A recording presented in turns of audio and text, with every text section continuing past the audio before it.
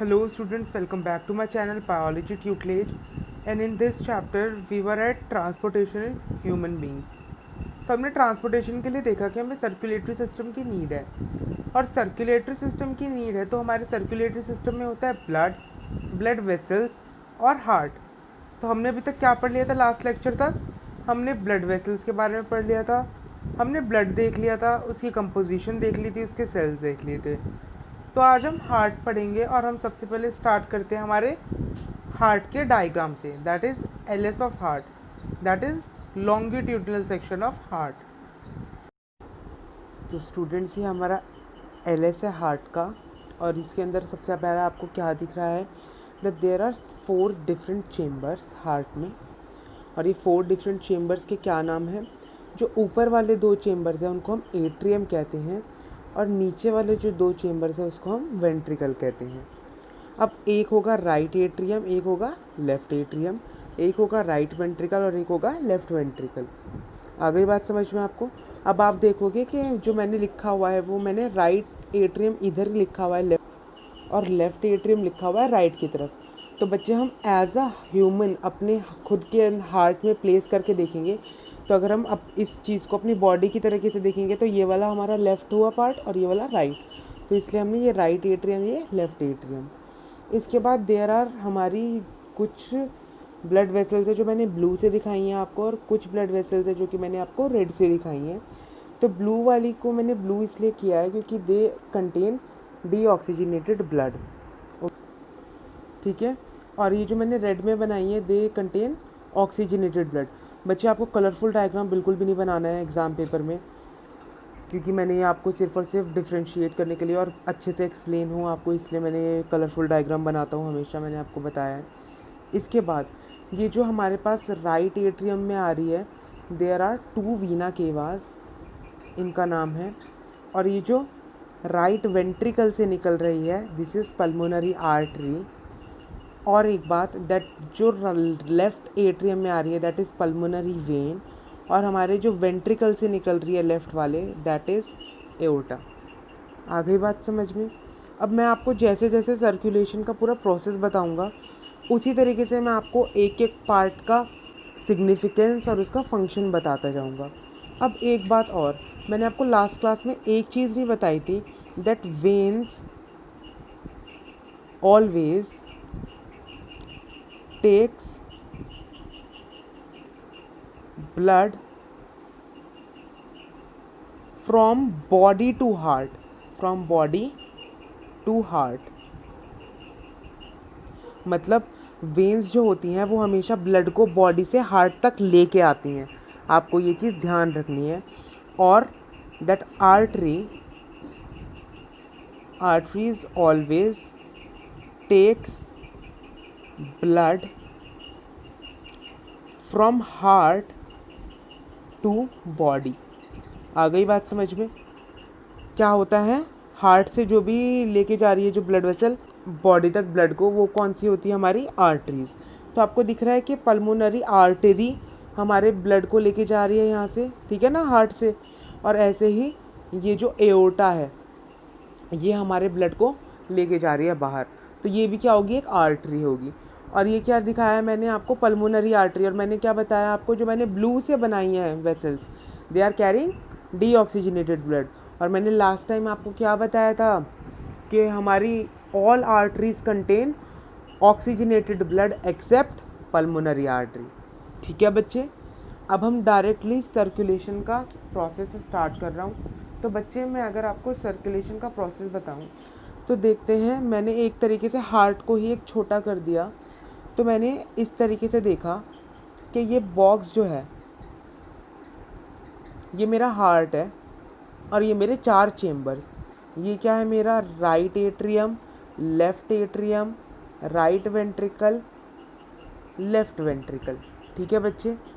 तो सर्कुलेशन का प्रोसेस मैं सबसे पहले आपको बता देता हूँ। बच्चे, बॉडी है, अब बॉडी से सबसे पहले तो मेरा जो मेरे सेल्स होंगे, आप पूरा प्रोसेस ध्यान से समझना और साथ साथ नोट्स लेते रहना इस पूरे प्रोसेस के। तो मेरी बॉडी से क्या निकल रहा है? मेरी बॉडी के सेल्स क्या बना रहे हैं? एनर्जी बना रहे हैं। आपने इससे पहले वाले रेस्पिरेशन के प्रोसेस में देखा, तो दे वर मेकिंग एनर्जी। अब जब सेल्स एनर्जी बनाते हैं तो what do they produce, energy plus carbon dioxide, है ना। और हमारे सेल्स को क्या चाहिए होता है रेगुलर बेसिस पे, ऑक्सीजन। तो सबसे पहले तो बॉडी के अंदर क्या प्रोड्यूस हो रहा है, बॉडी के cells are producing carbon dioxide. किस प्रोसेस से, रेस्पिरेशन के प्रोसेस से। अब ये जो कार्बन डाइऑक्साइड है, ये कार्बन डाइऑक्साइड की जगह जो हमारी बॉडी के अंदर बनती जा रही है हर सेल के अंदर, इस कार्बन डाइऑक्साइड को हमको बाहर निकालना है। तो हम कैसे बाहर निकालेंगे बच्चे, सबसे पहले तो हमारी जो वेसल है, जो हमारी एक वेन है, उस वेन का क्या नाम है, वीना केवा। क्या नाम है, वीना केवा। वो वीना केवा क्या करती है, सारे ब्लड को कहाँ लेके जाती है, राइट एट्रियम। ठीक है, तो ये थी हमारी वीना केवा। हमारे पास 2 वीना केवा होती हैं पूरी बॉडी से ब्लड लाने के लिए। तो वो कैसा लेके आती है blood, carbon dioxide rich blood लेके आती है वीना केवा।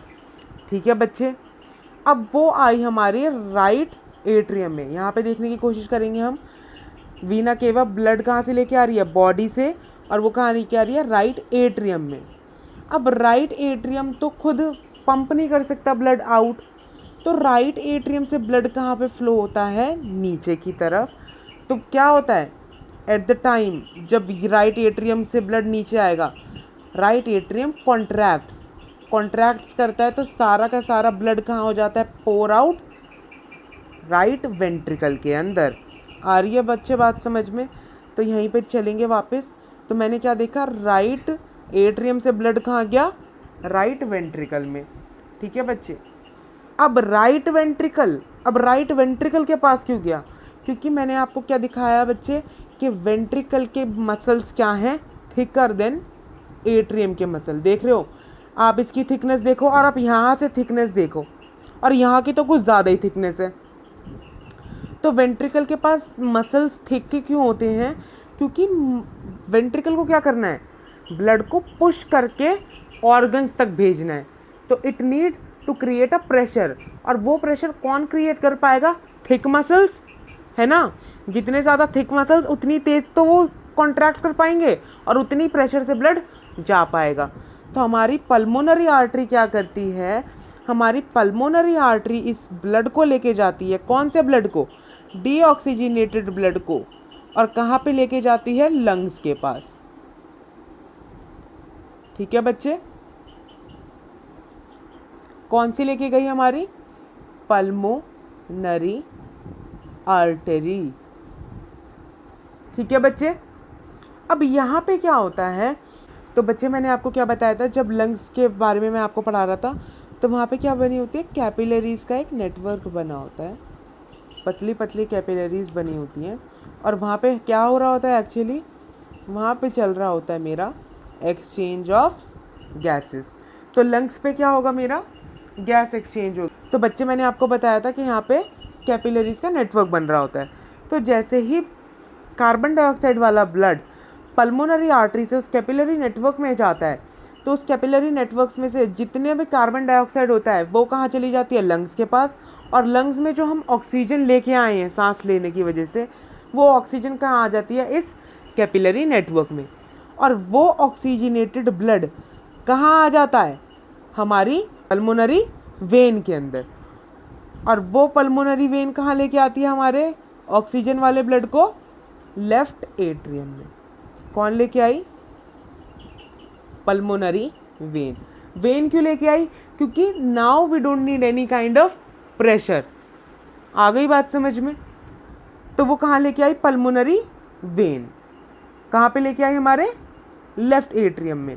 अब लेफ्ट एट्रियम ने क्या किया, फिर से अपने आप को स्क्वीज किया और ब्लड कहाँ पे ट्रांसफ़र कर दिया, लेफ्ट वेंट्रिकल में। अब लेफ्ट वेंट्रिकल की जो वॉल्स हैं वो बहुत ज़्यादा थिक हैं, क्योंकि इसको क्या करना है, पूरी बॉडी के अंदर, मतलब कि हमारे हार्ट के ऊपर वाले रीजन के भी, मतलब हार्ट के ऊपर क्या आता है, हमारा जो हेड है वहाँ पे भी उसको ब्लड पहुँचाना है, और प्लस हमारे टोज तक उसको ब्लड पहुँचाना है। तो उसको क्या चाहिए, बहुत ज़्यादा प्रेशर चाहिए। तो इतने ज़्यादा प्रेशर को क्रिएट करने के लिए वो क्या करेगा, उसको बहुत ज़्यादा थिक मसल्स चाहिए। तो सबसे पहले क्या हुआ, ब्लड आया लेफ्ट एट्रियम से लेफ्ट वेंट्रिकल के पास, और लेफ्ट वेंट्रिकल ने क्या कर दिया, उस ब्लड को कहाँ दे दिया, बॉडी के अंदर दे दिया। किसके थ्रू, आयोटा। बेटा आयोटा क्या है, हमारी मेन आर्टरी है, and it is the thickest artery. आई बात समझ में। अब आप पूछोगे कि सर के यहाँ पे जो एक मतलब वेंट्रिकल के लेफ्ट वाले पोर्शन का तो ज़्यादा मसल थिक है और राइट वाले वेंट्रिकल का इतना थिक क्यों नहीं है।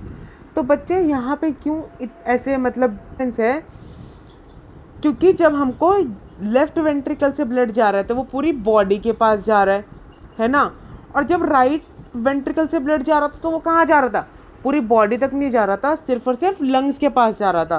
तो उसे प्रेशर की तो ज़रूरत है, बट इतने ज़्यादा प्रेशर की ज़रूरत नहीं है। So that is why right ventricle के मसल्स से थिक कौन से वेंट्रिकल के मसल्स होते हैं, लेफ्ट वेंट्रिकल के मसल्स। और ये क्या दिखाया है मैंने आपको, सर्कुलेशन, हाउ